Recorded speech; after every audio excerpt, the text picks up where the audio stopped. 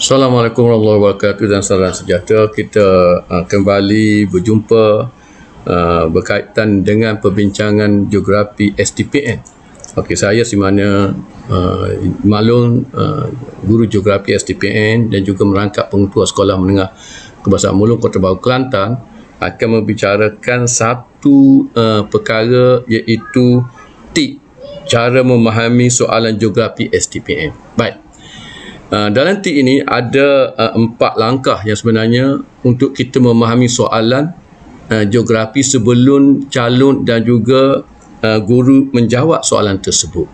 Okay, baik. Iaitu apabila mendapat soalan tadi, maka anak-anak pelajar dan guru membaca soalan tersebut. Okey, yang pertama ada 4 step yang perlu difahami oleh guru dan juga calon STPN bagi geografi. Okey, baik. Apabila baca soalan tadi, step yang pertama iaitu di mana dalam slide yang dipaparkan saya tulis, iaitu kena pasti kata kunci soalan. Okey, contoh yang dimasukkan kata kunci soalan ini, contoh katakan soalan tadi menggunakan perkataan bagaimana. Contoh, okey, bagaimana, maka calon dan pelajar ataupun guru mesti mengetahui apa yang dimasukkan dengan bagaimana dan apa skop yang perlu dibincang apabila menggunakan kata kunci bagaimana tadi. Okey, baik. Dan okey, baik. Apa yang perlu dihuraikan apabila menggunakan kata kunci bagaimana. Kata kunci soalan bagaimana dia akan berbeza dengan kata kunci soalan yang menjelaskan seperti huraikan, jelaskan, mengapa. Maka sebab itulah kata kunci soalan ini perlu dipahami terlebih dahulu.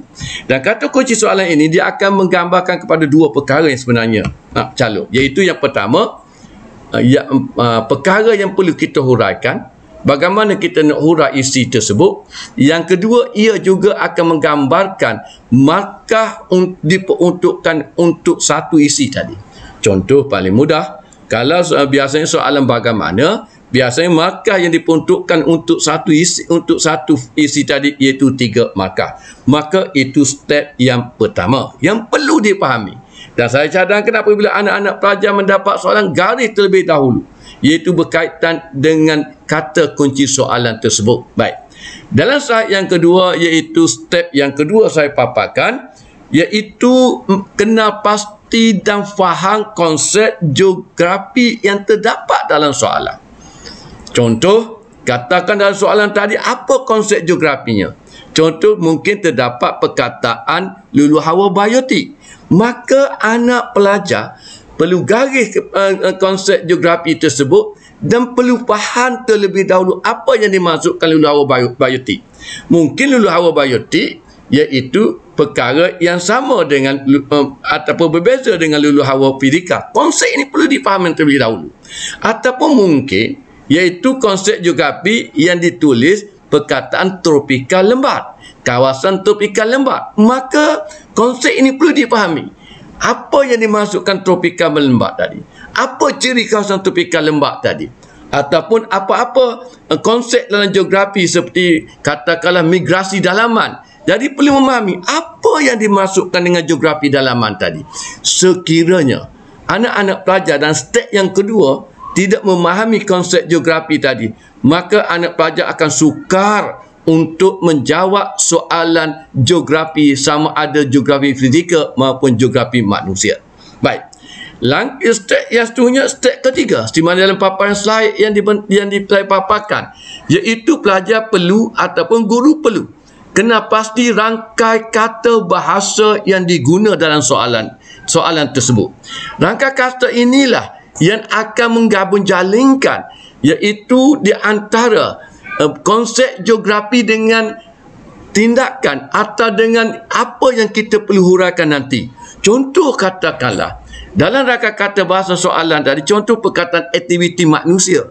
Jadi anak pelajar dan guru perlu memahami apa yang dimasukkan dengan aktiviti manusia.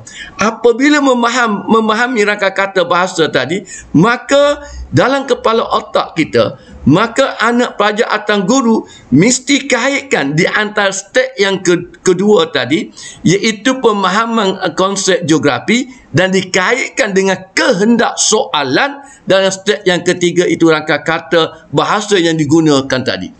Contoh, banyak rangka kata rangka kata bahasa yang kerap kali memerangkap anak pelajar-pelajar kita apabila kita tidak memahami tadi. Contoh, katakanlah, iaitu rangka kata bahasa menggunakan perkataan mempengaruhi. Apa yang dimaksudkan dengan mempengaruhi? Adakah jawapan kita tadi hanya berkaitan mencerita kebaikan semata-mata? Apakah bahasa yang perlu kita gunakan? Perkataan yang kita perlu gunakan dalam apabila ada rangka kata mempengaruhi tadi.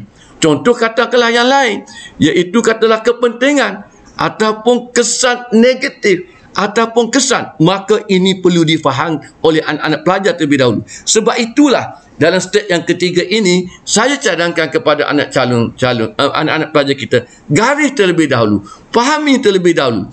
Dan yang terakhir, step keempat, iaitu apabila kita memahami step pertama dan step yang ketiga, iaitu step yang 1, 2 dan 3, maka yang keempat, bagaimana kita nak mengolahkan jawapan kita tadi. Maka dalam step yang keempat tadi, jawapan tadi perlu kita kaitkan dengan konsep geografi yang terdapat, yang kita jelas dalam soalan tadi, yang terdapat pada step yang kedua, dengan kehendak soalan. Dengan kehendak soalan yang diberi gambaran dalam step yang ketiga, iaitu berkaitan dengan rangka kata bahasa tadi. Maka huraian kita wajib mengaitkan di antara konsep geografi dalam step pemahaman yang kedua dengan konsep rangka kata bahasa dalam step pemahaman yang ketiga. Dan dalam huraian tadi, untuk berkaitan antara dua tadi, iaitu dalam geografi, ia menjelaskan, huraian kita perlu menjelaskan proses yang berlaku, bagaimana ia berlaku.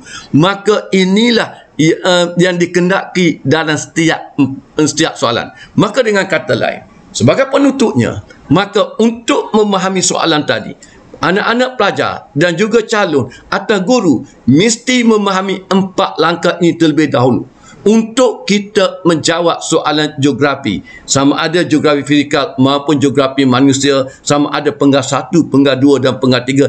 Ini konsep asas untuk kita memahami soalan geografi, bagi menjawab soalan geografi nanti. Sekian daripada saya penerangan ringkas petang ini, iaitu supaya sama-sama kita dapat kongsikan maklumat ini dengan barisan-barisan guru geografi STPN di peringkat kebangsaan dan juga dengan pelajar-pelajar yang STPN yang bakal mengambil geografi. Assalamualaikum warahmatullahi taala wabarakatuh. Daripada saya, Cikgu Muhammad Nazir bin Muhammad, dan juga merangkap pengetua Sekolah Menengah Kebahasaan Mulun dan juga selaku guru yang mengajar geografi di Sekolah Menengah Kebahasaan Mulun. Sekian. Assalamualaikum warahmatullahi taala wabarakatuh.